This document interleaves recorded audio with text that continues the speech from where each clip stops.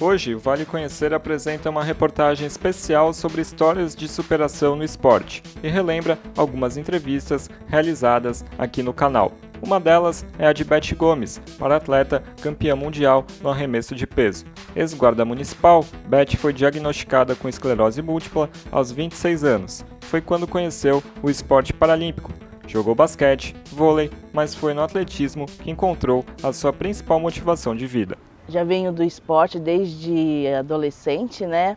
Desde criança eu comecei a jogar vôlei convencional aos 14 anos e até aos 26 anos eu estava no vôlei. Foi quando eu fui acometida pela esclerose múltipla, é uma doença autoimune degenerativa que me impossibilitou de continuar no esporte convencional. Eu tive que parar porque fiquei deficiente e na época eu era guarda municipal também, né? Tive que parar minha carreira, tudo. Mas felizmente eu conheci o esporte paralímpico em 96. 2011 foi a minha primeira convocação para os Jogos Parapan-Americanos de Guadalajara, onde eu participei, fiquei em 5º lugar por ser meu primeiro, né, Parapan. E de lá para cá só foi grandes feitos. Estou na seleção até a data de hoje, né? Se Deus quiser eu vou ficar muito tempo, se Deus quiser. E foi assim, o esporte para mim foi a minha salvação de vida. Foi o que me tirou de dentro de casa, me tirou a vontade de não viver mais, de não, né, querer mais viver, porque para mim eu só estava esperando, acho que, ou a morte ou alguma coisa de ruim, porque eu pensava que eu não conseguiria mais nada, mas não é. O esporte é saúde, o esporte é vida, o esporte recupera qualquer pessoa que está dentro de uma situação de enfermidade, daquela que ela pensa que não pode mais. Mas sim, o esporte é saúde, o esporte recupera tudo que de melhor na pessoa. E eu acreditei, eu tive a vontade e eu consegui. E hoje estou aqui contando a minha história de vida, uma história que eu pensei que jamais poderia estar contando. Em dezembro de 2019, Beth foi eleita a melhor atleta do ano pelo Comitê Paralímpico Brasileiro. Um momento inesquecível, o qual ela recorda com carinho. Porque o Prêmio Paralímpico, né, eu soube na hora, né, foi revelado o atleta no dia do Prêmio Paralímpico, na hora que estava acontecendo. Então foi uma apreensão muito grande, né, estar ali. E mais uma vez com a minha treinadora Rosiane Farias ao meu lado, né, no Prêmio Paralímpico. E quando anunciaram, né, os atletas vencedores, tanto o masculino quanto o feminino, e quando saiu o meu nome, foi uma emoção muito grande. Poder estar sendo a melhor do mundo, a melhor do ano. E, logicamente, nunca desmerecendo os atletas, né, que tantos feitos também conquistam, né, mas, felizmente, o meu ano de 2019 foi de muitas glórias, muitos feitos e muitas conquistas com a bênção de Deus, né, com a minha treinadora do meu lado. Então, foi uma emoção que eu não acreditei. Quando falaram o meu nome, eu ainda fiquei parada. E meus amigos, é você, é você. Mas foi um feito muito bacana, muito glorioso. Eu sou muito agradecida, né, por tudo que está acontecendo em minha vida. Tricampeã da São Silvestre e campeã das maratonas de Los Angeles e Sevilha em 2020, a paratleta Vanessa Cristina é um exemplo de vida e de força de vontade. Treina de segunda a sábado, uma rotina puxada, difícil, mas da qual ela se orgulha muito. Eu treino de segunda a sábado. Os treinos agora que estava maratona, estava sendo muito treino de estrada, então eu ia de manhã, acordava 4 horas da manhã e 5 horas estava saindo já para ir treinar. E aí eu treinava junto com o pessoal do Código 13, que eles dão uma segurança aí na estrada, estava treinando ali na Imigrantes. É um treino bem puxado, dói bastante porque ali no Vale Verde tem bastante subida. E era o que eu precisava, treinar subida, principalmente para Nova York. E a gente treinou também balança, que a gente foi até onde pesa ali os caminhões, que é uma subida doída. Mas, e tanto nos treinos da estrada, também estava indo junto com a musculação, que tem que ter força também, treinar o fortalecimento.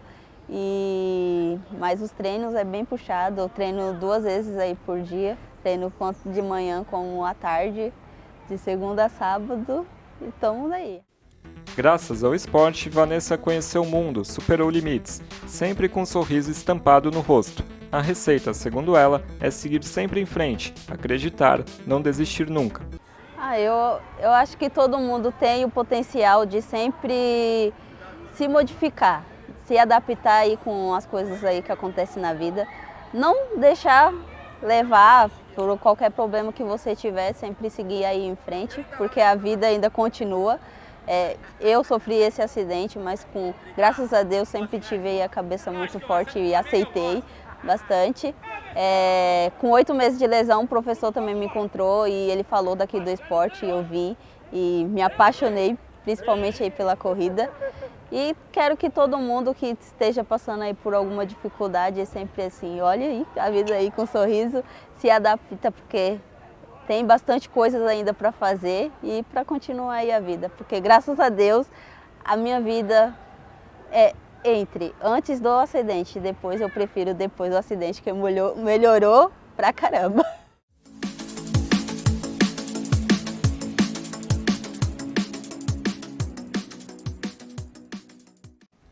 Aqui no canal você conheceu também o projeto Sonhando sobre as Ondas, idealizado pelo professor Cisco Arana. A ideia nasceu em 2006. Hoje, o projeto da Escola Radical de Surf atende 80 alunos e é pioneiro na inclusão de pessoas com deficiência. Naquela época, nos primeiros 4 anos, nós trabalhamos bastante com a revelação de talentos. Era uma ideia inicial e nós conseguimos aí, nos primeiros 4 anos, 5 anos, formar alguns campeões. Campeão santista, paulista, campeão brasileiro de bodyboard. Mas depois mudou a intenção porque chegaram outras demandas. Chegaram para nós crianças surdas, chegaram para nós um cego, uma pessoa de terceira idade, com 70 e poucos anos, na minha mão, e nós começamos ali um trabalho abrindo a oportunidade para todos. Aí foi um trabalho que nós aprendemos muito, e a gente então entendeu que era muito importante abrir uma escola especificamente para essa demanda da questão da deficiência. E é por isso que nós estamos aqui, agora, né? Uma escola que é referência no mundo Posto 2, como escola pública gratuita e acessibilidade, tem 29 anos. Foi a primeira do Brasil, uma das primeiras do mundo, talvez a primeira do mundo, e gratuita, porque lá fora não existe gratuidade, tudo é pago. E essa é a primeira escola do mundo também, na questão da inclusão, na questão da deficiência, gratuita.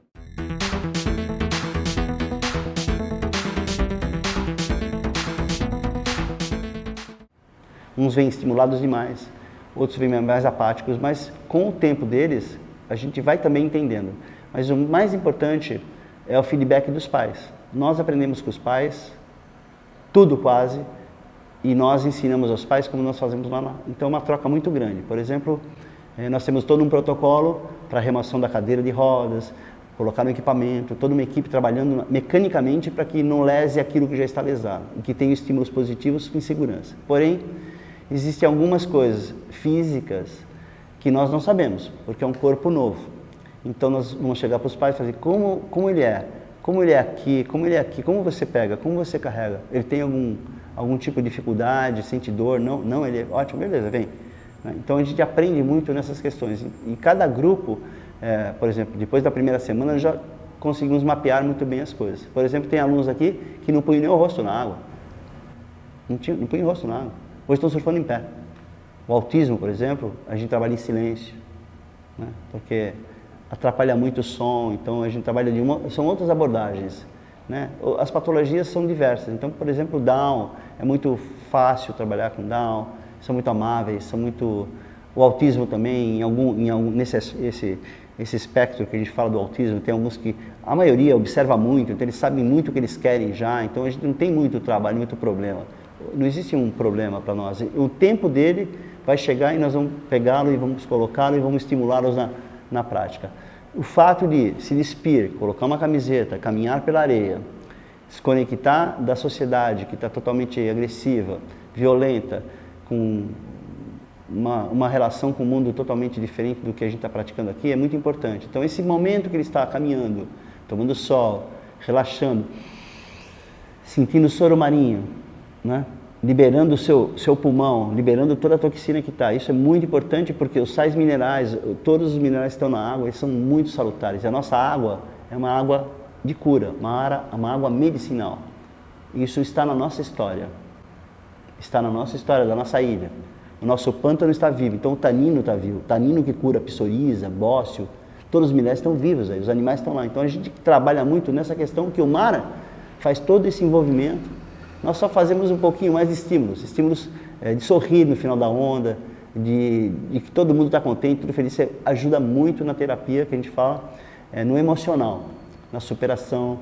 E a gente tem os relatos importantíssimos, que foi do Rafael, que começou a andar, não andava, coisas. Mas muito mais, por exemplo, hoje eu perguntei para uma mamãe que estava lá, e como ele está reagindo, é a terceira aula dele, poxa, ele dormiu melhor, ele sorri, ele quando vê o mar agora ele quer ir. Quer dizer, antes não havia essa questão. E eu digo, eu vou enfatizar, nós acreditamos em todas as terapias, mas nós acreditamos também na nossa. Então, ela é uma somatória de coisas que vem favorecer essa criança, ou esse aluno, ou essa pessoa que tem limitado na sua frente uma oportunidade. O governo, a Secretaria de Esportes, a universidade, a empresa, veio oportunizar a questão da saúde de uma forma gratuita. É isso.